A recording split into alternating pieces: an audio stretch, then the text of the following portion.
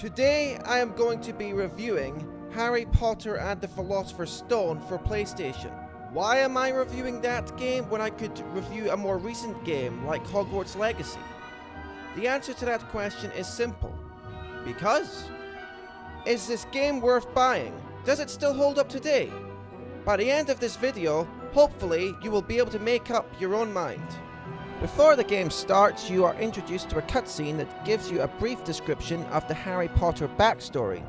It tells you about how Hagrid left Harry on the doorstep of number 4 Privet Drive, of how he was raised by the Dursleys for 11 years, and how he eventually received his letter to Hogwarts inviting him to Hogwarts School of Witchcraft and Wizardry.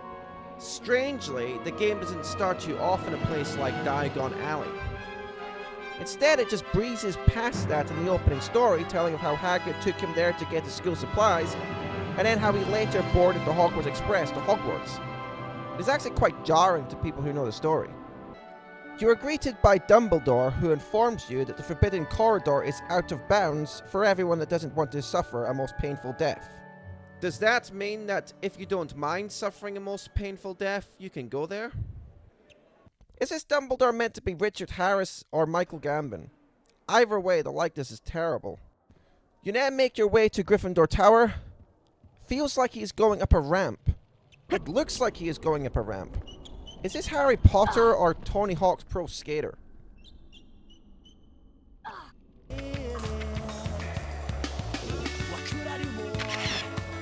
In Gryffindor Tower, just before you meet Fred and George, is a bookcase that can be turned. Doing so will lead you into a secret area with a famous Witches and Wizards card. A load screen to look at a card. There are several that can be collected throughout this game behind staircases and walls and such. For a full video on how to collect all of the famous Witches and Wizards cards, follow the link in the description. Most famous wizard of all time, sometimes known as Prince of the Enchanters, part of the court of King Arthur. Like I needed to be told who Merlin is.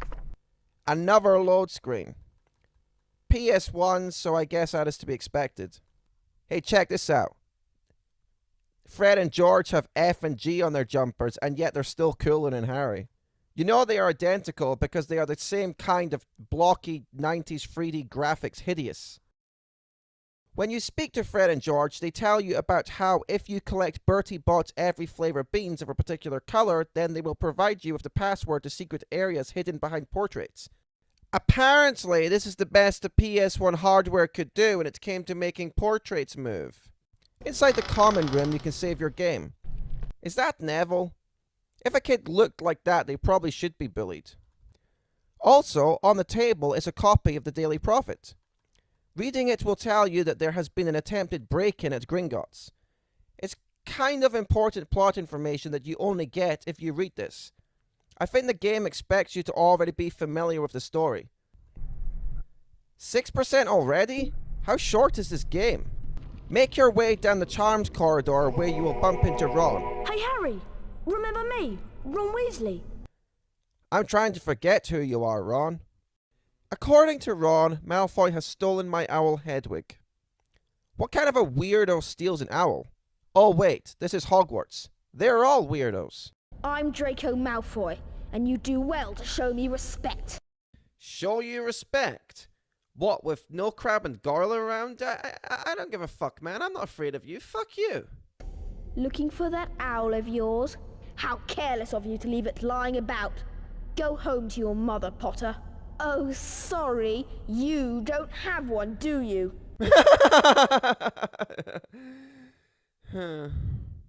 Harsh to bully him over not having a mother. You know he is the bad kid. Follow me. The game has you jumping from bookshelf to bookshelf to get you used to the jump mechanic. The controls are decent enough, although Harry jumps like he is on fucking Mars. I mean, look at that. I know he is a wizard, but it isn't like he is casting the jump really high spell. In the next room, you have to climb to the very top, collecting all of the feathers as you go. The camera is from pre-dual analog times. Look, there is nothing at the higher platforms. On the highest platform, there's absolutely nothing to, I don't even need to go there. Nick said go all the way to the top. And yet there is nothing on this platform of any interest whatsoever. That is the last time I trust a ghost. Although the voice actor is pretty good. If that isn't John Cleese, the likeness is pretty impressive. If you want to look around, press your triangle button. Press the triangle button again when you've finished. Collect all the feathers and the door unlocks. Apparently, Alohomora doesn't work in this game. In the next room are giant snails. Were there giant snails in the book? No. Neither was Flopendo as far as I recall. These giant snails are fast apparently. L2 plus R2 for camera rotation. Kill a snail, 5 points for Gryffindor. Murder a prostitute, 20 points. Your job is to collect the feathers to unlock the door and kill the snails to earn house points for Gryffindor. Next room has you casting Flopendo to move blocks into place so that you can jump across them to reach the area above. Is that rat seriously not going to move? Fuck it! Damn it! Maybe I should have shot him before climbing. Doesn't matter. There are chocolate frogs everywhere. Collect them and restore some of your health. Holy shit, is that Darth Sidious? I thought this was Harry Potter and the Philosopher's Stone, not Star Wars The Phantom Menace. The next room is very much the same. Nick tells you that this time you have to charge your jinx to move the tall block. Charge? I've played this game before, mate. Collect the feathers and unlock the door. In the next room you'll find Neville, who is being bullied by books apparently. Scared of books? Illiterate and a pussy. Shoot the flying books and trigger a cutscene where Neville will pull a lever which will open a secret passage hidden behind a bookshelf. There, I found it. In the next room you find Hedwig. Draco has imprisoned her behind some bars. Free her from the bars with a charged knockback jinx. I see you rescued Hedwig. She was eager to get out, so I opened the door for her. Did Ron seriously just let Hedwig out? I mean, it's annoying when the mailman leaves the gate open when you have dogs, but this Weasley tosspot just let my owl out. Unlike your owl, mine is actually worth something. I just went to all that trouble, killing giant snails, shooting flying books, collecting feathers, jumping across bookshelves and up platforms. All of that I did to get my owl back, and this motherfucker lets the owl out. What a valuable contribution to our endeavors. I am so glad to have you on my team. You and the pussy that's afraid of books. Is it too late to change to Slytherin? Damn, I should have listened to the Sorting Hat. Not Slytherin, eh? Well, if you're sure, better be Gryffindor. Hedwig gives you a broomstick. Did she have that the whole time that Malfoy had her? If so, why did he steal the owl with the valuable broomstick but then leave the owl imprisoned? That makes no sense. If time is meant to have gone by, then how come Hedwig gave me the broomstick immediately after I got out of the door? I get it. That's why they had Ron let Hedwig out. They want you to believe that in the brief time that she has been away, she has flown away to fetch Harry's broomstick and come back with it. Where from? Total bullshit. Next up you have flying practice. Enter the flying lesson area and Madam Hooch will provide instructions for how to control the broom. What you do is you fly through the hoops. If you pass through enough, you get awarded 5 house points. If you pass through all of them, you get awarded 10 house points. A game where you mindlessly fly through rings. Where have I seen that before? Yes, now I remember. Superman 64. A game that combines 2 of the greatest games. Superman 64, where you mindlessly fly through rings, and Quidditch. A game where if you catch the snitch, you win almost instantly, every single time, rendering everything that happened before that almost completely useless. The controls are okay, but to move up is up, and to move down is down, which I find less comfortable. Later in the game, you can return and gain 10 house points for Gryffindor by collecting Flitterby moss for Hagrid. Outside, you meet Hermione for the first time, apparently. She's rather annoying, isn't she? He said Hermione is annoying, even though he is the twat that just let my owl out. Get to the charms class before the timer runs out. Race to class. Gotta make a game out of something. Jump from platform to platform, collecting the yellow beans as you go. They are so centered on the platforms, though, that I think it would be difficult to miss them. You must be Harry Potter. You must be Lord Davis. Inside the class, you have to learn the Wingardium Leviosa spell by pressing the buttons on your controller in the correct sequence at the right time. That was good. Swish and flick apparently won't cut it. Then you have to put the spell into practice by levitating the hourglass onto the pedestal, which will unlock the door. So this lock opens when you place an hourglass onto a pedestal, whereas previous doors were unlocked by collecting feathers.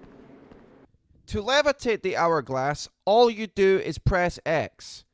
What is the point in learning wand motion if you just end up pressing X? Outside, Hedwig delivers a letter from Hagrid asking to meet him in the castle grounds. You make your way to the entrance hall, Draco Malfoy blocks the exit. Having a tour of the castle, are we?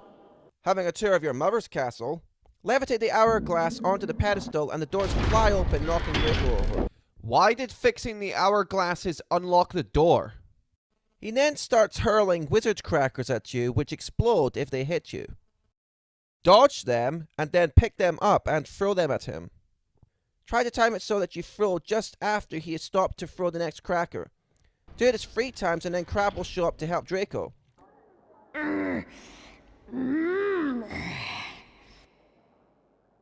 What's up with Crab? Is he high? Repeat what you did before, only this time, dodge the super wizard crackers thrown by Draco and collect and throw the wizard crackers thrown by Crab. Do this 3 more times and Goyle shows up. This time, you can collect crackers from either Crab or Goyle. Hit Draco 3 more times and they then run away like a bunch of pussies. Wrong way, what a dumbass. You meet Hagrid outside and he tells Harry he needs to go to Herbology class and then invites Harry over to his hut for a cup of tea. Is that worrying? I guess it's okay. Why wouldn't I want to go to a secluded place with the half-breed love spawn of a giantess and a pervert for a nice cup of tea? Enter the door and use Flipendo to knock the blocks into place. Charge Flipendo for the tall blocks as you did before. Jump across the platforms and Professor Sprout will welcome you to the class. This time in class you will learn the Incendio spell. Like before, all you do is press the right button at the right time. After she is satisfied that you can adequately press buttons at the right time, you get the chance to perform Incendio on a bouncing bulb. This time, when you cast a spell, you're presented with a circle moving anti-clockwise around a larger circle. Press the right button as the smaller circle passes over it. Once again, performing the spell is completely different from the lesson I just received. I'm starting to think this school fucking sucks. After the Herbology lesson, you can start Quidditch training. The Quidditch training is very similar to the flying lessons. All you do is fly through hoops. There are some slight differences though. The training comes in 3 stages. In the first stage, you are chasing the snitch. The second stage has you chasing the snitch and then catching it. To catch the snitch, simply press X just before the snitch moves to the hand in the bar in the bottom left corner of the screen. If you mistime it, the hand will take a few moments to open up again, meaning that you can't try to cheat your way into catching the snitch by repeatedly pressing X. The last lesson has you racing another seeker to the snitch. Each stage sets a hoop requirement. If you go through the designated number of hoops, you earn gold wings on that stage along with 25 house points for Gryffindor. 3 stages means that the maximum house points you can be awarded is 75 house points. After Quidditch training, you need to go to Hagrid's for that cup of tea he offered you. On the way there, you pass Fred and George, who tell you that if you collect enough blue every flavor beans, then they will give you the password to a portrait that hides a secret prize. There are 4 challenges in total, with 4 prizes awarded for successful completion of those challenges. My poor kitten has fallen down the well. I can't reach her. It's very dark down there. Will you help me? No! On the way to Hagrid is a puffskein. Lure the puffskein to the bushes and it will eat them. For every bush that it eats, a blue bean is produced. To the side is a wall that can be turned. Turn the wall and enter the first of 3 bean challenges. If you collect all of the beans before the time runs out, you get a card. You would think that these beans would count towards the beans that you have to give to Fred and George, but apparently not. Continue on down the path and you reach Hagrid's hut. Hagrid tells you that you need to collect some fire seeds for him, but he doesn't tell you why. You just mindlessly follow the instructions of a man who quite possibly could be a child molester.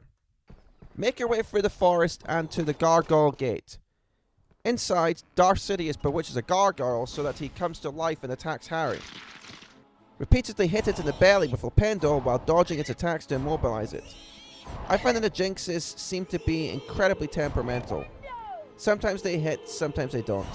Even when you are locked onto the target. Once the gargoyle is immobilized, use Wingardium Leviosa to levitate the gargoyle back onto its post to unlock the door and produce 3 blue beans. The first half of this section of the game involves you luring puffskeins to bushes to increase their size so that they can block holes in the ground which change the air currents on certain platforms, enabling Harry to ascend to higher levels. One particular hole only works if the puffskein is its original size, so if you have already increased the size of the puffskein, hit it with a Flupendo a few times to decrease its size. The next half of this level involves Harry jumping across platforms to avoid lava. Why would there be lava in the forest? I thought he was trying to find fire seeds, not go on a quest to destroy the One Ring in Mordor. Oh, I get it. Fire seeds. Where would you find fire seeds? In some kind of fire-type environment. Hence lava. Jesus. They really put a lot of effort into this game.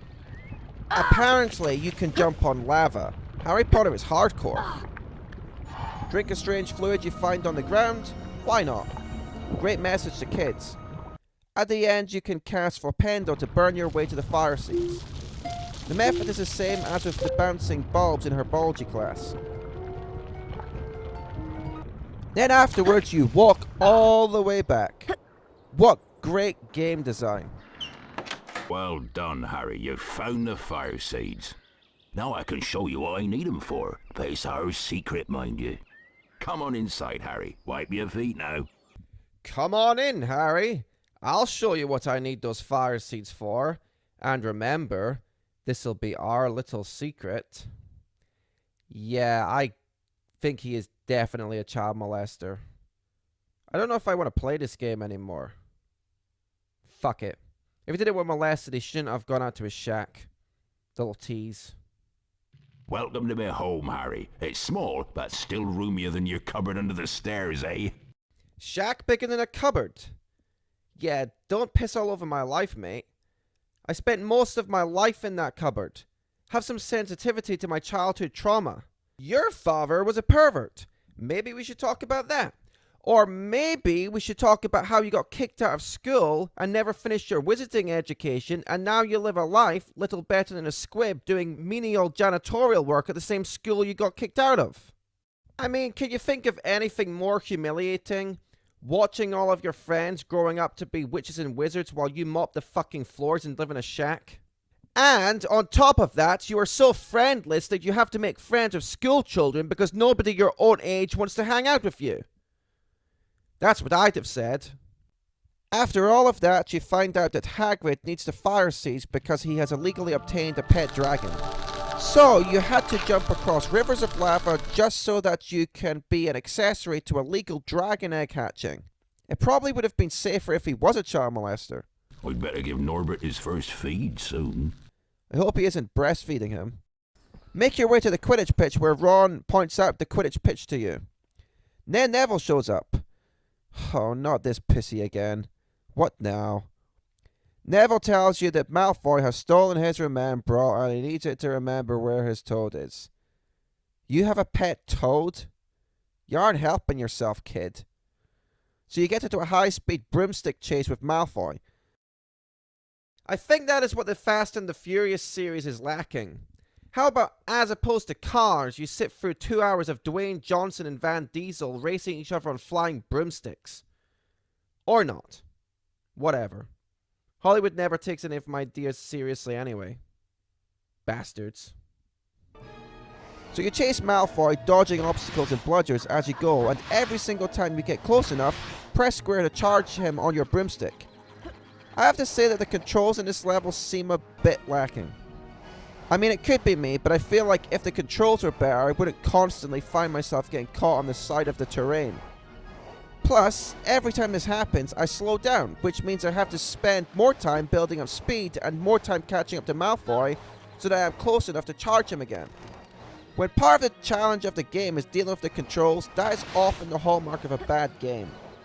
I mean, it isn't that bad, it just seems unfinished. Like, if they just spent a bit more time polishing up the controls, it would have been fine, but they had a deadline and had to rush it out to market. Anyway, hit Malfoy enough times and he gives you the Remembrall. Got my Remembrall back. Thanks, Harry. I'll be able to find my toad now. I remember now. I left Trevor near the Herbology class. There are plants there that eat toads. You left Trevor near the Herbology class around plants that eat toads? I don't think this dipshit should be allowed to keep pets. After you give the Remembrall back to Neville, Professor McGonagall shows up and says that in spite of Harry breaking the rules and flying his broomstick, she has decided to reward him with automatic entry to the Gryffindor Quidditch team, rather than giving him any kind of punishment. Is this a plot hole or just a really bad school? Who cares? Then she tells him that his first match is due to start immediately. Seriously? He hasn't even been told the fucking rules yet. I mean, sure, he's done the Quidditch training, but that was only showing him what the Seeker does. Then again, the only player that actually matters is the Seeker. But if you're going to maintain the pretense that the concept of Quidditch makes any sense, then you should at least pretend that understanding what the keepers, beaters, and chasers do is important. Whatever. So you make your way to the Quidditch stadium, and Hagrid, Ron, and Hermione are there to congratulate him for making the team and to wish him good luck. What? They have heard already? I only found out about 30 seconds ago, and you guys are already waiting. I mean, you can't even say that they found out before I did, because I found out immediately after I gave the Remembrall back to Neville. Unless McGonagall decided while I was still chasing Malfoy, held an assembly in the Great Hall, told everyone who the new Seeker was, and then made her way back to meet me as I descended to the ground to tell me as well. This game has no concept of time. They did this already when Hedwig brings me my broomstick, even though she's only been gone for seconds.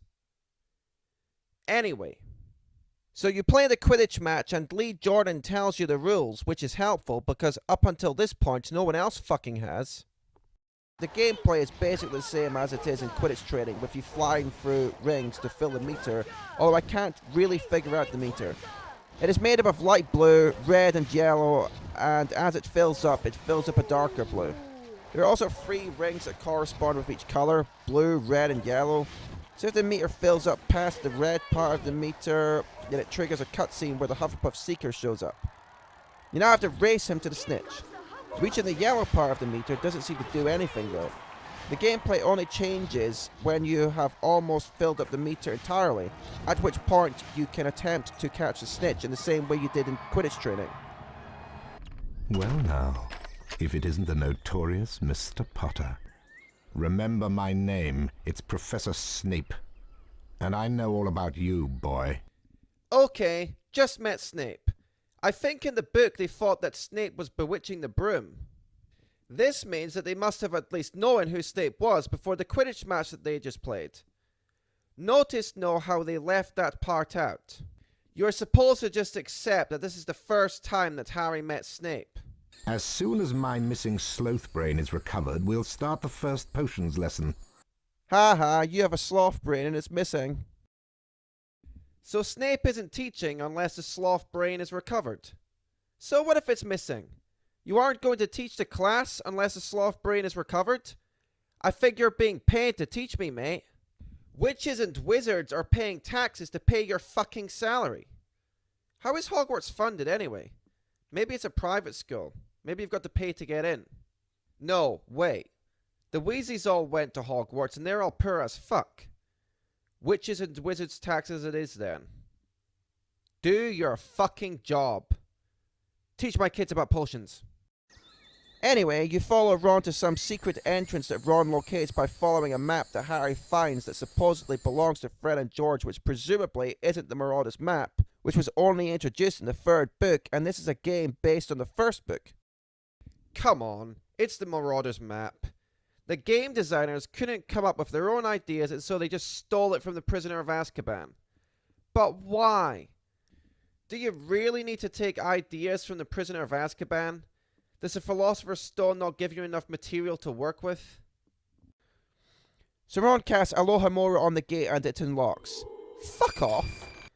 If you could just cast Alohomora, then why did I spend so much fucking time at the start of this game collecting feathers and levitating shit onto other shit to unlock the doors if I could just cast Alohomora to open those damn doors? You could at least attempt some degree of continuity. So you follow Ron through the gate and split up. You go down one path and get attacked by some octopus spider plant type thing that shoots little spiky spider type things at you. Kill the little things with Flipendo and then cast Incendio the same way as you did before with the bouncing bulb and the fire seeds. Continue down the path and pull a lever which unlocks a door.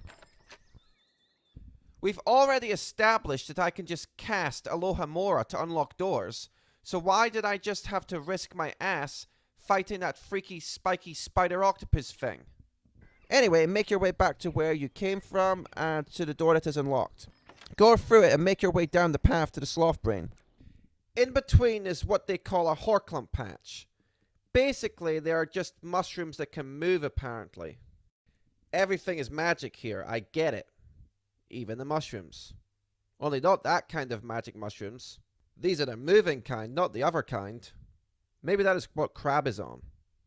Wingardium Leviosa will lift the Horklumps and blue beans will appear. There isn't really any point of the Horklump patch even being there. It seems like the only purpose it serves is as pointless filler, because between killing the octopus thing and collecting the Sloth Brain, all you do is walk. I don't even think the Horklumps are essential for completion of the game. I think they only matter if you care about collecting all of the necessary beans for Fred and George's bean tasks.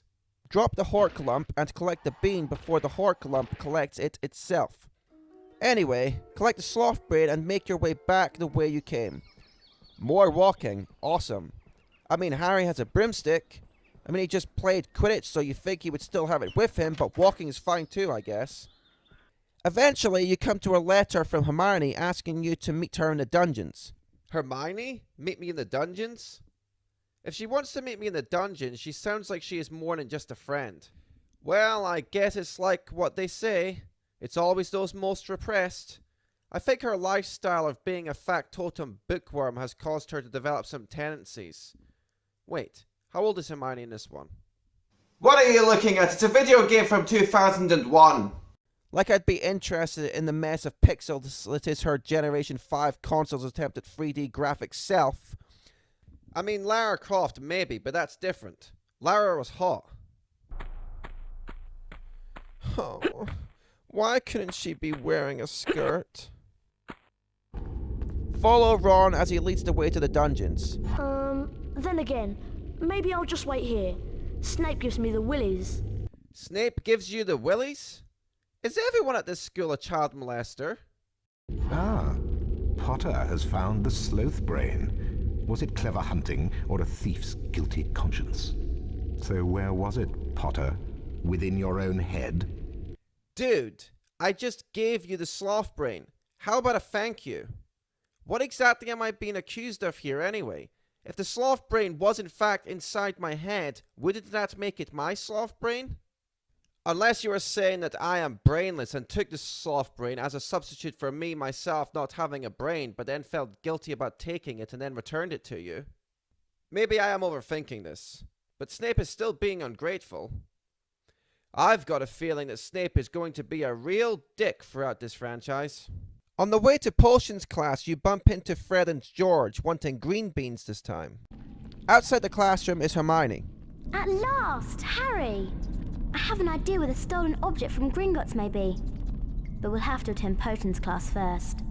But the object wasn't stolen from Gringotts. Hagrid collected it. I think you done fucked up, game developers. Inside the classroom, you have to make a Wiggenweld potion. This is a potion that you can later make at various places throughout the game. Drinking a vial of Wiggenweld potion will restore your health. To make a Wiggenweld potion, you have to press 3 buttons on your controller at a time. The buttons you press and the order you press them will change, increasing the difficulty slightly, but overall this is fairly simple. Underneath the buttons on the screen that you have to press will be the name of the potion ingredient you are supposedly putting in by pressing these 3 buttons. I never even noticed that before, as I was too busy checking to see which buttons I was supposed to press. Potter, I've never seen such pathetic work. Pathetic? Look how much time I had left. After Snape has informed you of what a useless piece of shit you are, he asks you to go and fetch the fireflies for him from the next room, and so off you go like a good little boy until suddenly Darth Sidious shows up and shoots a massive ball of energy at you, and it creates a big hole in the floor which you fall into. Damn, talk about a tough lesson. After you land, you find yourself in a room with 2 cave trolls and pufferpods. There are also 2 grates on the ground. Pick up a pufferpod and throw it at the troll, timing it so that it hits the troll while it is still standing on the grate. This will make the troll sneeze, and the sneeze makes him jump, which makes the grate spin and he somehow gets spun underneath. I don't know. Physics seems to mean nothing in this game. Making trolls sneeze earns points. Such a weird game. Once the 2 trolls have been dispatched in this game, the door will unlock. So this isn't the collect feathers or Wingardium Leviosa something onto something else lock. This is the make trolls sneeze and they end up being spun under a grate lock. Awesome. In the next room is Raymond high above you. Remember that kid from before who had lost his kitten? You are at the bottom of a well. Although there is no water, so how this is a well is beyond me. He's wanting you to find his kitten for him. You go down the path, smashing crates as you go. Inside one of the crates is a giant dragon that will attack you, and you have to shoot it with a pendulum. Some of the crates also have chocolate frogs. The last crate has the kitten inside. Or maybe it is the last crate you shoot. Not sure exactly, but if it isn't the last crate, then shoot all the rest. Screw you, cat. I'm out of here. Just kidding. Lure the kitten back to the bottom of the well area and use Wingardium Leviosa to lift the kitten to Raymond. For your troubles, Raymond is kind enough to give you a famous Witches and Wizards card. I mean, when your kitten is trapped down a well, you ask me to help you get it out. When I am trapped down a well, however, you say, "Can you get my kitten?" And after I give you your kitten, you give me some crappy card and then tell me to go fuck myself. Asshole. Edgar Strulger, 1703 to 1798, inventor of the sneakoscope. So the wizarding world has inventors but no TV. Seriously, you're just going to leave me down here and all you did was give me some card that only pokes a major plot hole in the entire concept of the wizarding world. Well, I'll tell you something. Everybody doesn't love Raymond. Nobody loves Raymond. Raymond's gonna die alone. Forget it. On to the next room. The next challenge is to raise 3 platforms and collect a key. The platforms can be raised with the levers. The first is directly ahead of you. The second you access by crossing a river of snot.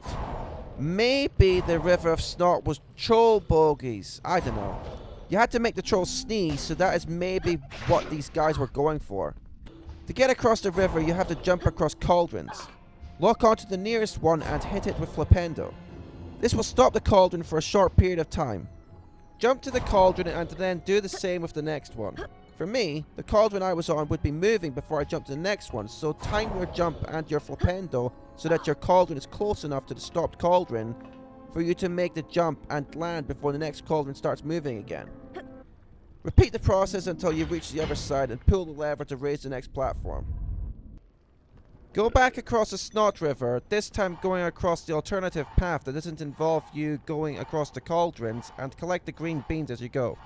The last lever is inside the room with Z's coming out of it. Inside is a troll sleeping.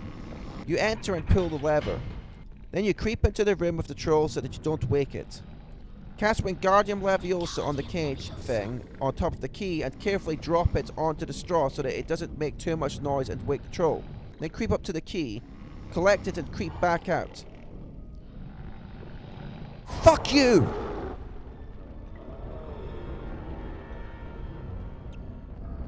What are you gonna do? Trolls apparently don't know how to open doors. Make your way up the platforms and use the key on the door. But before we go... Fuck you, bitch!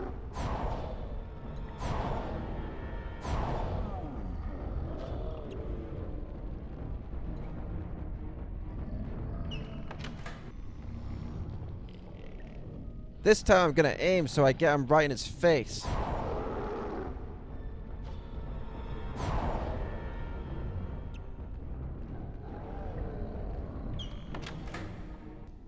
In the next room are more trolls that need to be dispatched in the same way as before, using the puffer pods. The following room has the fireflies. Pick them up and the door ahead will unlock. Go for the door and a cutscene will start where Snape tells you that your Defense Against the Dark Arts class is a way to start. Make your way across the room outside the classroom to the door that leads to Defense Against the Dark Arts. Inside is another race to the classroom. This time you have to wait until flying books stop momentarily and open up. Then you can use them as platforms to jump across. Inside the classroom you learn the Invisibility spell, which solidifies invisible platforms or whatever. I'm not sure. Magic. It does magic. Who cares? You learn the spell in the same way that you learned Incendio and Wingardium Leviosa. Press the buttons at the right time. Afterwards, you use the spell to create platforms that can be jumped across so that you can access the door to leave the classroom. Why not just leave by the door you came in by? That's an interesting way to teach children, isn't it? Either learn how to cross the bottomless pit that blocks the door, or you are not leaving. Outside, Hermione says that she thinks that the stolen object, that we know wasn't actually stolen and so should she, might be in the upper castle and you have to find a way up to it. Go down the stairs and descend down the opening to your right. Inside you cast Verdimillious to cross the room and go for a door that takes you to another area. Nick tells you that there are jinxes blocking the exit to the dungeons. You have to dispel all 4 of the jinxes with a knockback jinx. You bump into Peeves, who tells you that you are ugly. Peeves originally was in the movie but was cut, so it is nice to see him in this game. The main challenge is trying to navigate the maze, which is the dungeon. Reaching the jinxes involves you jumping across flying tables and cauldrons, fighting suits of armor, and dodging fire while moving on a slippery floor. Dispel all of the jinxes and then make your way back to the exit to the dungeons. I'm not even sure if this part of the game is necessary, but it is a good place to earn some more house points if you care about winning the house cup. Make your way out of the dungeons to Transfiguration class. It is in the upper castle, which can be reached if you go to the same area where the fat lady portrait is and climb all of the stairs. It is the door on your left. Inside the next area, you can talk to Fred and George, who are wanting red every flavor beans this time. Go for the door that leads to Transfiguration class. Once again, you have to get to class before the time runs out. You do so by jumping on platform to platform. This time the platforms collapse almost as soon as you land on them, so the trick is to always keep moving. Basically, you have to jump to the next platform as soon as you land. I really don't know why Hogwarts would make it so difficult to get to class, although if you are late, I think you would have a very good reason. The school seems to be run by sadists. Inside the class, you learn the incantation Avifors, which will bring bird statues to life. You learn the incantation the same way as before. Don't worry, this is the last time you have to do this shit. Good. Kind of good if you think about it. For the whole year, you have only 5 lessons, although the fact that in every single lesson the teachers seem to be trying to kill you really makes you question whether or not this is a sweet deal as it seems. Afterwards, you have to cast Avifors on a statue. All you have to do is press X repeatedly at the right time. The bird will come to life and fly away, and you can jump on the table it was resting on. It will rise and lift you to the landing above that has the exit to the class. Give McGonagall the middle finger and take it. Outside the classroom, cast Avifors on the bird statues so that you can use the table to ascend to the upper level. Jump to the side without the bookcases and enter the door. Inside will be a cutscene where Hedwig will give you a package, but before you can pick it up, Peeves shows up and steals it from you. In order to get it back, you have to beat him at a race. You cast Avifors again on the bird statue in the room you are in and ride the flying table to the ledge above and move through the opening. Peeves has covered the roof beams in slippery flobber mucus, so moving through the attic often feels like moving across ice. I keep mistiming my jumps. Fuck! Shit! Damn! Arse! Bitch! Fuck! Fortunately, there are checkpoints. Aiming for the wall rather than the beam makes it easier for some jumps, as it prevents you from over-jumping and you can just slide down the wall. Reach the very end and... What? Peeves is already there! This is fun. Let's go another round. Thank God there are checkpoints. I have to start over? Fuck! Caught the edge of the beam. Now you're playing by my rules, game. How do you like that? This time, I'm going to... Yes! Victory! Peeves gives you back the package, which turns out to be an invisibility cloak. What is he going to use that for? Late night visits to the girls' dormitory, perhaps? No, of course not. Not our dear little Harry. He uses it to enter the forbidden corridor. In the book and movie, he uses it to enter the forbidden section of the library to find information on Nicholas Flamel, but in the game, he uses it to enter the forbidden corridor. There is no clear explanation. All he does is follow Filch around like a big old freak. There are 4 different rooms where you have to find keys. The keys will unlock the door. Move over the invisibility token so you aren't seen by Filch or Mrs. Norris to turn invisible for a short time and collect the key to open the door, making sure you don't bump into Mrs. Norris or Filch. I hate that cat. It is such a fucking narc.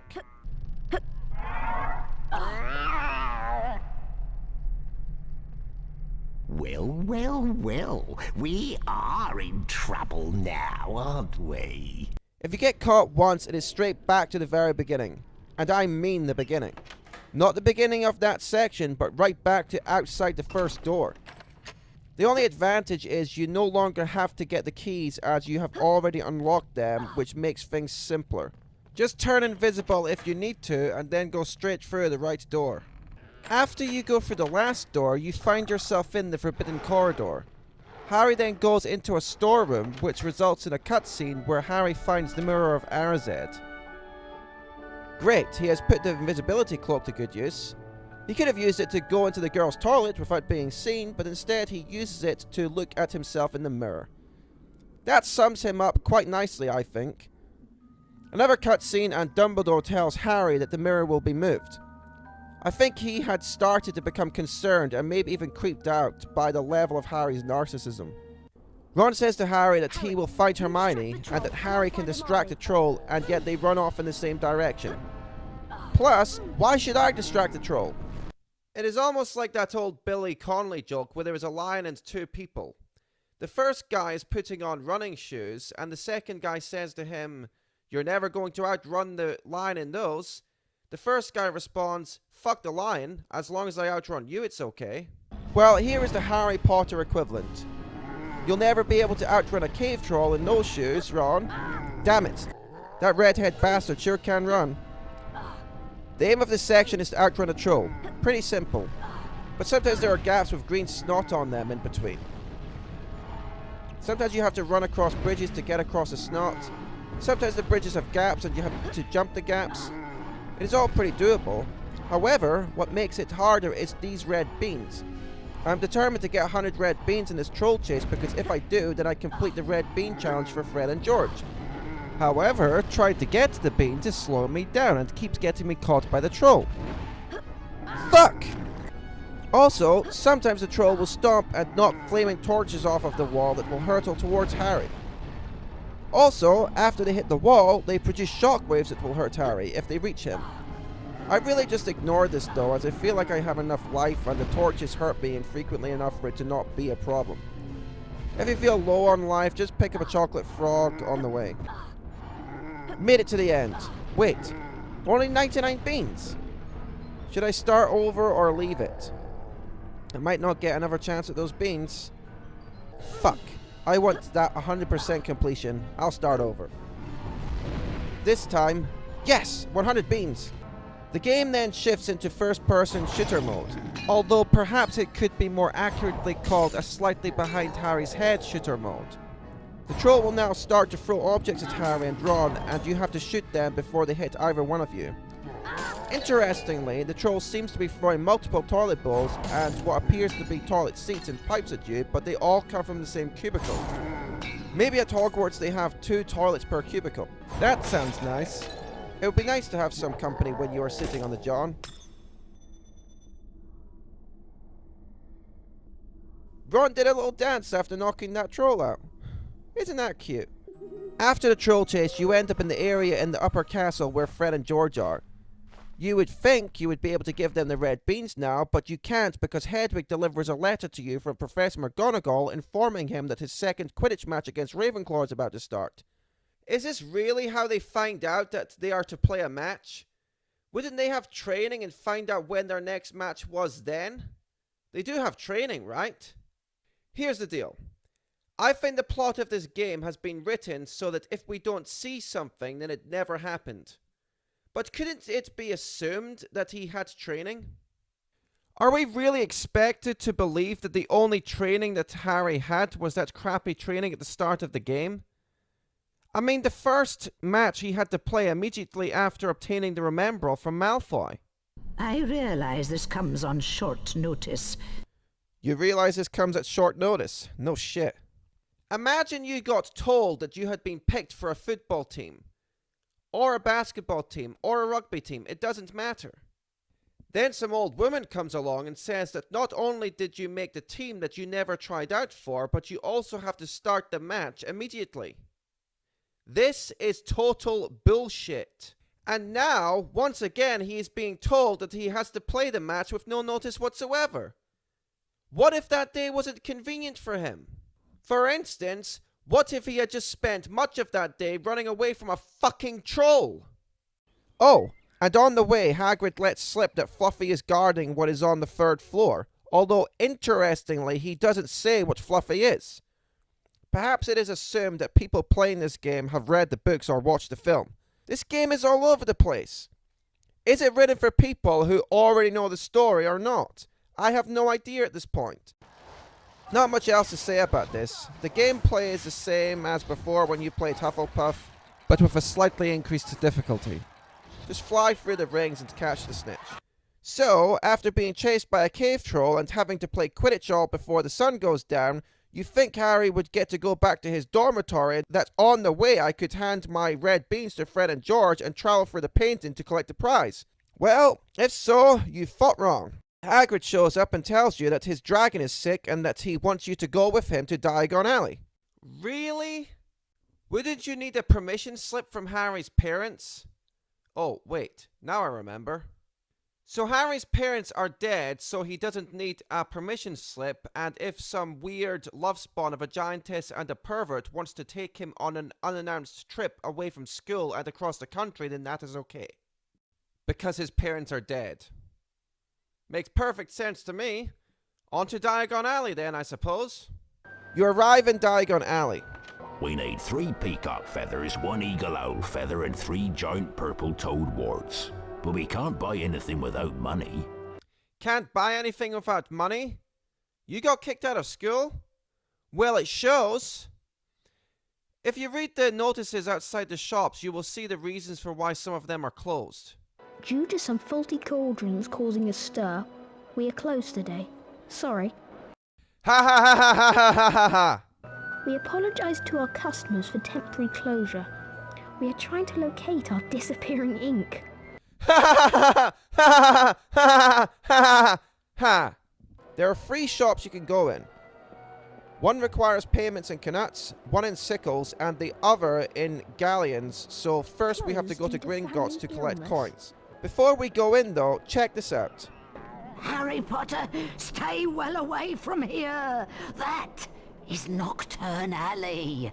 The shops down there deal only in the dark arts. Now run along before I turn you into a vole. Why does Nocturne Alley even exist? It is like Slytherin. As opposed to having a house specifically for children who are assholes, just say that they aren't good enough to join the school. Imagine if someone was applying for a job as a fireman and it turned out that they used to be an arsonist. Okay, bad example. Imagine if someone was applying for a job working with children and they had a history of... Okay, never mind. Anyway, I think I know what is going on here. The entire wizarding world is insane. They like evil. If it were me, if I were Minister for Magic, I would just close the whole of Nocturne Alley down. But in this world, they designate a special place for the evil. Anyway, onto the bank. You enter the bank and you find out it is run by goblins. Why not? Before you can access your vault, you have to collect the proper paperwork. Your paperwork is just scattered all across the bank, and the ground is so slippery that it plays like you are on ice. Seriously? This gameplay may look like I suck, but try playing this shit. The game sucks. They realized the task was crappy, and so they made the game difficult with bullshit. That would be like having a fetch quest where you have to walk across a field of grass to collect an amulet, but the grass is so difficult to walk through that it is like trying to wade for a river. And animals attack you in the grass, but you can't react quickly enough because you can barely move. That isn't good game design. That is just lying about the terrain. If you want to have an ice level, just have an ice level. There is nothing in the book about Harry having to cross a frozen lake, but you may as well just make it up because this shit makes no sense. Floors are not that slippery, even if they have just been mopped. Hey, look over there. A goblin cleaning the floor with some towels or cloths or whatever. The floor is slippery because it is wet. There is your explanation. Fuck you! So you decide to let it go that this part of the game makes no fucking sense, and you collect all of the paperwork while sliding around like a jackass before the time runs out. You go through the door, and this is when hell begins. Why do the Diagon Alleys appear so late in the game? Maybe because they are so damn hard. Collecting the coins is hard enough as it is. However, there are certain coins that you have to collect because otherwise the gems won't appear. Miss a single one of these coins and the gems fail to materialize. Miss a single gem and you don't get the prize at the end, which is a famous Witches and Wizards card. Miss a single card and you don't get 100% completion. Oh, and by the way, spoiler alert, once you have completed the game, you don't get to replay the levels. Actually, me telling you that is probably helpful. I guess you can call that a reverse spoiler alert. Every single time I miss one of these coins or gems, I know I have to restart to get that damn card. Fuck! Fuck! Fuck! Another thing I should mention. I have an issue with playing video games. They make me feel motion sickness. Motion sickness occurs when the eyes register movement but the body feels stationary. A good trick if you suffer from motion sickness in a car is to look at the road. That way your eyes will register the movement that your body feels and it will help to prevent nausea. When I play these games, particularly the early 3D ones, it affects my motion sickness particularly badly. Well, now that we have established that playing video games sometimes makes me feel motion sickness, imagine how I feel when I play this shit. It is like motion sickness the game. Every time I finish, I have enough coins to progress through the game. I just didn't get all the gems. I need that card. You also can't restart the level. I mean, sure, you could turn off the machine and go back to your save slot, but you would have to collect the paperwork again, seeing as immediately after you collect the paperwork, they put you in the card section without the chance to save. That means you may as well just finish the card section even though you know you haven't got all the gems. That fucking sucks. At least it gives you more practice so that you're better equipped to deal with the section next time. Or is that just me using positive thinking to prevent myself from being made crazy by this crappy game? If you are a big enough masochist and like torturing yourself, eventually you will collect all the gems and collect the card. Now we have the money and we can go to the shops and... Wait. There is a sickle challenge too? Fuck! Do each of these coins have their own challenge? No! So once again, you collect all of the paperwork and head back into the card. Collect all of the coins to access the gems, collect all of the gems to get the card, if not, start over. Finally, you get all the gems and collect the card. On to the Galleon challenge. No, fuck that. I need a break. I'm going to Ollivander's. Now what you have to do, according to Ollivander, is sneak up on a peacock and apparently the surprise will cause it to drop one of its feathers. However, Ollivander is a fucking liar because you can't sneak up on this bird. Remember earlier when you were under the well and you had to sneak to prevent yourself from waking the troll? You would think that that is what you ought to do now. But oh no. The peacock will know you are creeping up on it from behind and run away. What you need to do is mindlessly chase after it. If you end up catching up to the peacock, then a peacock feather symbol will start to fill up. If it starts to get away, then the symbol will start to empty again. If you fill the symbol all the way, then it drops a feather, but because the peacock is so quick and changes direction so many times, filling up the meter at times feels damn near impossible. Plus, you have to get it to drop 3 feathers within the time limit.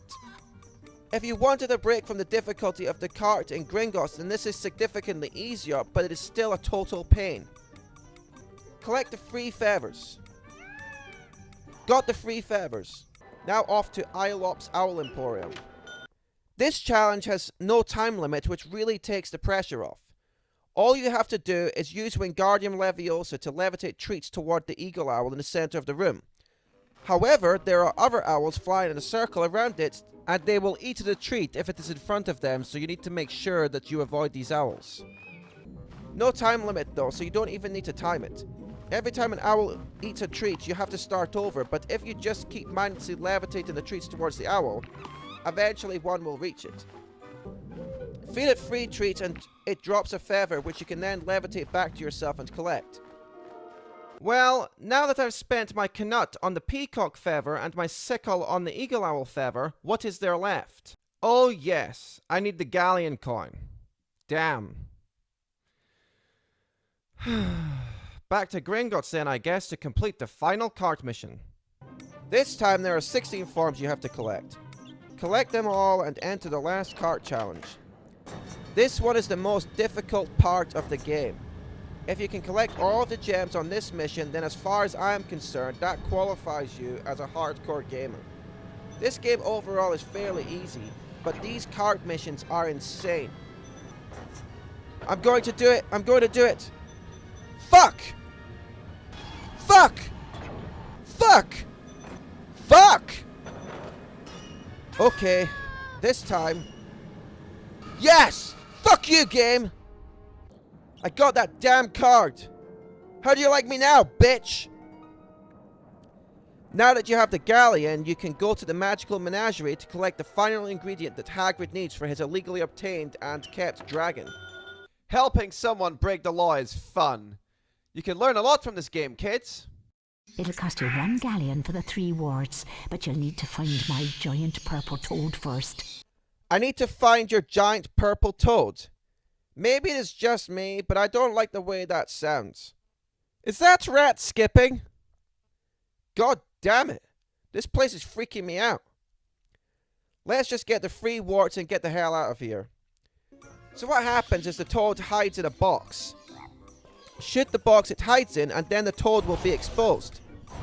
Shoot the toad before it can hide in another box. Make sure you don't shoot the wrong box though, as the owner of the shop will complain, saying that you are trashing her shop and you will have to start over.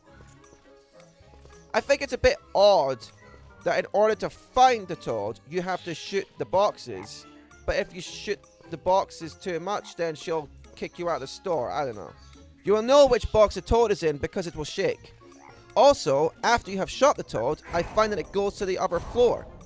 So if it starts on the ground floor, the next time it will be on the first floor, and then it will be on the ground floor again. If it starts on the first floor, then the next time it will be on the ground floor, and then the first floor. You get the idea? I am not sure if this will always be the case though. Maybe sometimes it will stay on the same floor. This is just how it worked for me. Shoot it 3 times and you are done. Just leave the store and meet Hagrid outside the leaky cauldron, and he will take you back to Hogwarts to use the ingredients to cure Norbert. A cutscene then details how Harry, Ron and Hermione convince Hagrid to give up Norbert, how he is taken away by Charlie Weasley and his friends, and how Malfoy gets them all caught for breaking curfew, resulting in them being punished by having to go into the Forbidden Forest. So Hagrid takes a bunch of children into the woods and leaves Harry on his own, telling him to follow a trail of unicorn blood. Okay. You might think that is quite harsh. Why didn't they just take points off of Gryffindor, you might ask? Well, if you have watched the film and read the book, you will realize that this punishment was in addition to taking points off of Gryffindor. I mean, come on. Do you think that is enough? Let's try to understand the reasoning behind this. Part of the reason for why the students at Hogwarts have a curfew, presumably, is to make sure that they are safe. However, as a punishment for breaking curfew and wandering around the school corridors and grounds at night, they are being sent to wander a dark forest at night where there is some unknowing creature that has injured a unicorn. That makes no sense whatsoever. Everyone involved with disciplining the students at Hogwarts should be fired and never allowed to work with children again. What? I know it's only a story, but it doesn't matter. We're supposed to take it seriously. If we didn't, it would break the illusion that we are seeing into another world. Fuck Hogwarts. So the rest is pretty straightforward. You just follow the path, dealing with whatever hazard or obstruction that you come across. Use Incendio to burn a vine, use Flipendo to knock over a tree that can be used as a bridge, collect a red bean. Wait, I didn't need those extra beans when I was running away from the troll? Damn it! Oh, and those sneezing troll bastards make a reappearance. Get rid of them. Use Incendio to cross a bridge. Return of the weird spider octopus freak. Then you come across some giant tortoise that shoots fire from its arse. How do you kill it, you ask? Shoot it in the arse, of course. Do that 3 times and it then sends fire towards a tree, burning a hole into it and revealing the way forward. Wait, how did the unicorn get through this way if it was blocked? Ah, Potter, that oaf Hagrid sent me to tell you that we haven't found the unicorn yet. I doubt Hagrid could find the boots on his feet without a map. Ooh, Hagrid got burned. Use Incendio on another vine. Kill another one of those flaming tortoises and once again it burns a hole into the tree, revealing the way forward. I fail to understand why. There's summit in these woods that shouldn't be. Be careful now and stay with the path. Call me if you find anything. Call him? Does he have a phone or is he Superman and has really good hearing? Seriously though, if you are aware that there are unicorns being killed, maybe don't send Harry off on his own. You're supposed to be Harry's friend, Hagrid. Bloody hell. His parents are dead and even his friend is fine with sending him into the woods to die. He's not got much going for him, has he? Now here is where what I am saying becomes important. Up until this point, everything I have said has basically just been mindless rambling. Go right. That's my advice. There is another fire tortoise, and if you kill it, it will do the usual and burn a hole into a tree, revealing a way forward. Ahead is a clearing with some beans that you can collect if you still need them, but the main object of interest is in the clearing ahead. It's the last famous Witches and Wizards card. Can you see it? Nope. Not yet. How about now? There it is. In the fucking air. How the hell was I supposed to notice that? Am I expected to look up constantly throughout the game to check to see if there is some fucking card hidden from view? The only reason I knew this was there was because I read a walkthrough online. And if you don't get this card, you can't get 100% completion on the game. That is total bullshit. The first time I played through this game, I went into this clearing, got confused, and then just went the other way. I mean, I was there, I just didn't know why. How about some indication that it is up there? Now go back to the area before to where the steps are. Cast Incendio on the vines if you haven't already and climb up the steps. Go for the entrance and watch the cutscene where you're treated to the image of Darth Sidious drinking unicorn blood. Lovely. Harry then passes out like a little bitch and gets rescued by a centaur because he's a pussy. Oh, and he figures out that the guy in the hood is Lord Voldemort. Damn, I wondered why Darth Sidious was in this. I mean, it seems strange that a character from Star Wars would make an appearance in a Harry Potter game. Harry ends up at Hagrid's hut and Hagrid gives Harry a flute that he has whittled himself like the hillbilly bumpkin he is. He then tells Harry that you can use the flute to put creatures to sleep if you play the right tune. Huh. I am not sure how you discovered that, Hagrid, and I'm not sure if I'm comfortable coming over to your hut anymore. He tells you to try it out on a barn owl that he has been looking after. No idea where he got it from, but moving swiftly on. The pattern is triangle, circle, square, cross. Just repeat until the owl goes to sleep. The main takeaway though is that Hagrid has told you that he used to use the flute to put Fluffy to sleep. It is great that not only would he tell you about Fluffy, but also give you the means to get past her. he is really earning his janitorial salary. Although, come to think of it, I don't even know if he is being paid overtime for collecting the object from Gringotts and delivering it to Hogwarts. Why should he keep secrets? If I were him, I'd be leaking the information to dark wizards for extra cash. Outside Hagrid's hut, Hermione tells Harry that she has been researching Nicholas Flamel and that he created the Philosopher's Stone.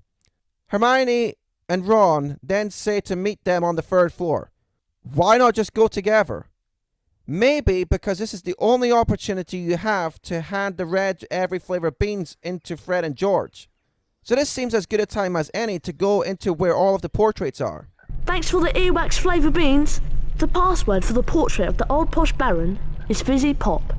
Hope you find the portrait. It'll be worth it. See you around. The portrait to the old posh baron is easy to find. It is in the room next to the Great Hall. Fizzy Pop.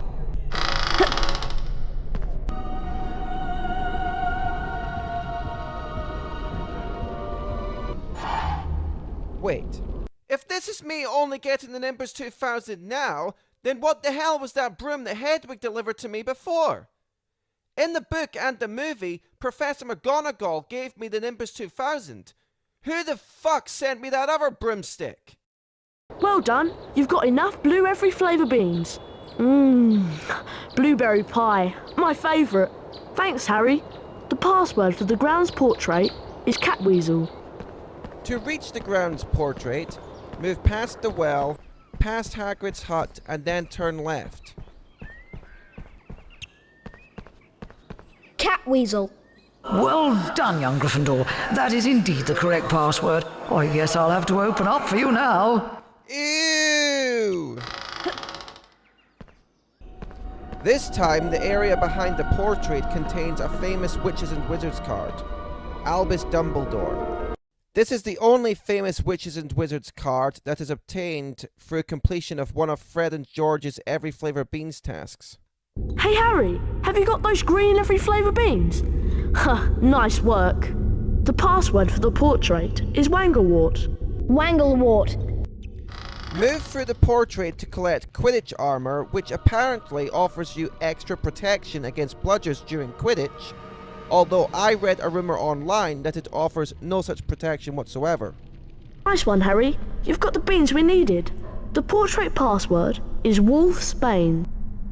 The last portrait is in the upper castle and is in the same area where Peeves stole your package that turned out to be an invisibility cloak.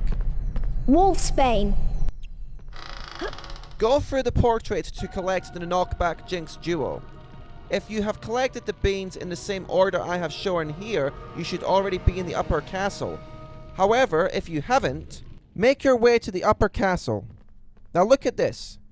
The only door that isn't locked is the one to the Forbidden Corridor. This school is probably the least safe school in the world. Okay, so make your way through the door that leads to the Forbidden Corridor. Just an interesting note here. See this wall to your right? Well, if I am not mistaken, that was one of the walls that the cave troll smashed through. It looks like it has been repaired. However, look at this wall up here. This wall they haven't repaired. Why would they repair one wall and not the other? Maybe it is because it takes time to fix walls. After all, it is not like they can just fix the wall with magic.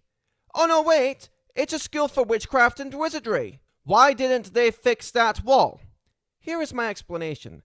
The game designers fixed the lower wall so that people would know where to go. However, they didn't repair the wall higher up because rather than creating a real pathway to where Fluffy is, they thought they could just use a hole in the wall to save some time. Damn. Anyway, go through the hole in the wall and there will be a cutscene where Hermione tells Harry to be careful like he is going on without them, but they tag along anyway, which is confusing. You then come face to face with Fluffy and have to put each of her heads to sleep with the flute by playing the tune that Hagrid taught you earlier to put that owl to sleep. I kept getting bitten by the head, but you should try to dodge somehow. Maybe time it, I don't know.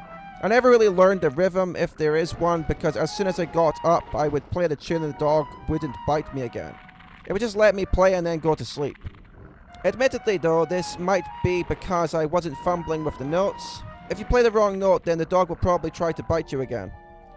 Once you have put the three heads to sleep, Fluffy will fall over to her side in a way that conveniently doesn't block the door beneath her in any way whatsoever. What if Fluffy had fallen asleep on the trapdoor? Would that have been the end of the story? Or would you have had to use Wingardium Leviosa on her? Would Wingardium Leviosa work on an animal that big? Or is it like in Star Wars when Yoda says to Luke that size doesn't matter? Another couple of cutscenes show you jumping through the trapdoor opening and then landing on Devil's Snare. You get separated from Ron and Hermione and so have to face the Devil's Snare yourself. To defeat the Devil's Snare, use Flipendo on the tentacles that light up. Once you have destroyed them all, another tentacle will come out from the middle. Use Flipendo on it and then cast Incendio in the same way to finish it off. This is the last time you have to cast spells in this stupid way, so breathe a sigh of relief. Next up, you have to collect the right key to unlock the door. It is basically the same as Quidditch. Fly through the rings and then catch the key at the end. The only difference is that while you are trying to catch the key, all of the other keys will try to slice the fuck out of you and knock you off your broom. So avoid these. Then just catch the key like you would catch the snitch. Next up is a giant chessboard, or more accurately, 3 giant chessboards. Ron has defeated most of the chess pieces but got injured and has left the rest to you. Jesus. The one thing you are good at is wizard's chess, and you make a horse's arse of that as well.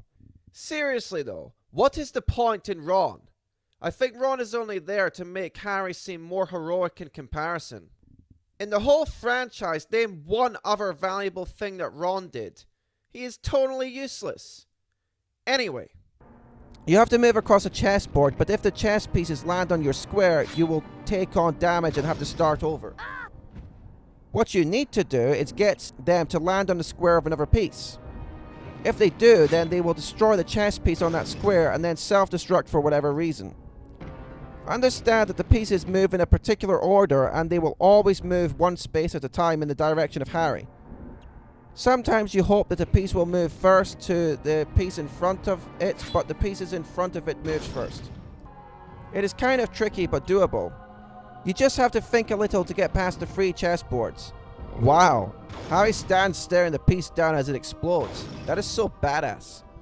Once you make it across all 3 boards, Harry and Hermione run away, leaving Ron all alone to die slowly in agony from his giant chessboard-related injuries. Hooray! Next up, you have a troll that is Drowsy. Interestingly, this was not in the movie, but was in the book, although in the book it was knocked out. It's waking up. Here it is basically walking around semi-conscious, and your job is to use Wingardium Leviosa to move objects such as chairs, mops, and buckets and armor out of the way, so that it doesn't bump into them and wake up. Also, if you drop objects in a way that makes too much noise, this will also wake the troll. You reach the other end and... Wait, I have to show you something. Let's say I leave this last object and jump this pit. Watch what happens. The troll is woken up. The troll then tries to charge me. But, given that I am on the other side of the pit, it won't reach me, right? Wrong! The game just full-on lies and puts me back at the other side of the pit where I get charged by the troll and end up dead or unconscious or whatever. But as you just clearly saw, I was at the other side of the pit. How did it reach me? If the troll charged me before, then why did it fall into the pit before? I was at the opposite fucking side, for Christ's sake. Now let's start over.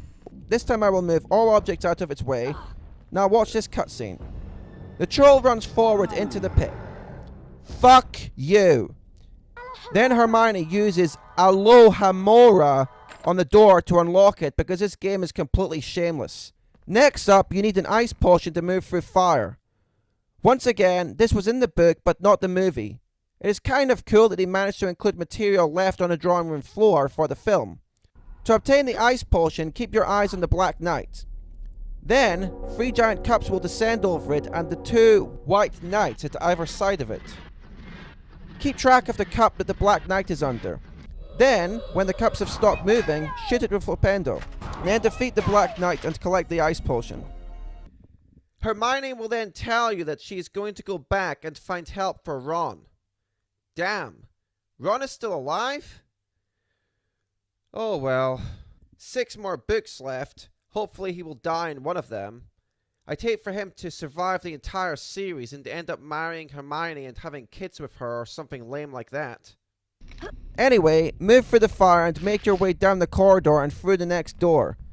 You are faced with Voldemort. Could this be the final battle? You have to defeat 4 suits of armor and then a big suit of armor shows up.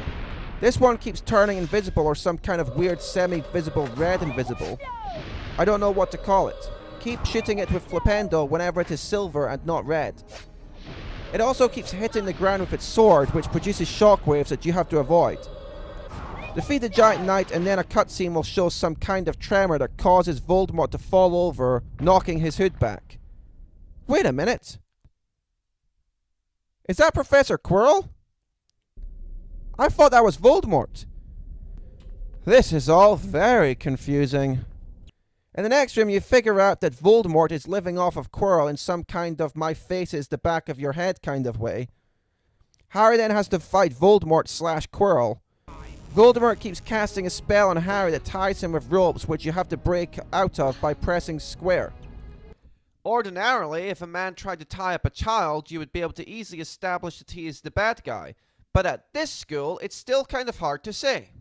What you have to do is wait until Voldemort is near a pillar and use Flipendo to shoot it so that it falls on top of him, taking away some of his life. Do this enough times and another cutscene will play. Now what you have to do is try to get the mirror of Arizet between you and Voldemort. Shoot the mirror to charge it, and then again for the mirror to shoot a wave of energy at Voldemort. Make sure to dodge all of Voldemort's jinxes as well. This time he means business, and he isn't just trying to tie you up. Now he is full on trying to murder you.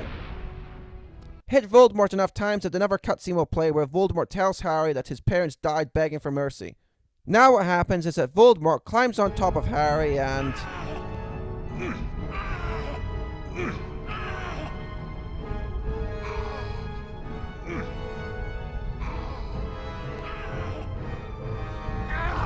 I'm sorry. In what reality does this look okay? I mean, he was just trying to tie him up and now he is quite literally on top of him, making what can only be described as sex noises. Was this game literally sold to children in 2001? Anyway, press square repeatedly to gain energy and X when it says hurt Quirrell. This will cause you to hurt Quirrell by touching him. If anything, I thought Quirrell would probably get off on you touching him. Do this enough times and Quirrell dies. Wow, you just murdered a teacher. How many points to Gryffindor is that? In recognition of Mr. Harry Potter's pure nerve and outstanding courage, I award Gryffindor 60 points. I'm not quite sure what the requirements are for the good ending. You might only have to collect all of the famous Witches and Wizards cards, but you might also have to collect all of the beans for the Weasley twins. Go through the 4 portraits and collect the 4 prizes as well. Maybe do everything just to be on the safe side. If you care. Which you probably don't. For the good ending, you get an 18th famous Witches and Wizards card. Harry Potter. You'd think that the company that makes the chocolate frogs would send him a free copy of the card since it is his face on the card, but whatever. You also get to play a bonus Quidditch match against Slytherin. Win it to win the Quidditch Cup. If you have lost previous matches, I am not sure if this will still be accessible. Figure it out yourself. I won my previous matches, so I don't know. In the end, should you buy this game? I say sure, why not? If you are a Harry Potter fan, obviously there will be an extra attraction to this game. It isn't a bad game, not by any stretch of the imagination. It is also a fairly decent adaptation of the book, with elements that didn't even appear in the movie, such as Peeves, and in the final challenges at the end, such as the ice potion and the sleeping troll. Sure, in the book, the troll was knocked out, so they simply walked past him, rather than having to use Wingardium Leviosa to clear the path. But this can be forgiven, as there is always the need to add extra elements and to make changes for the transition from story to film, or from story to video game. Some of these changes may seem stupid, like having to run to class before the time runs out. However, it does still give you that little bit of extra challenge. In later games, you just walk to class, which can be tedious, so this could be argued to be a strength of the game. The Gringotts gameplay in particular, I would say, is what makes this game worth buying, even if you aren't a fan of the franchise.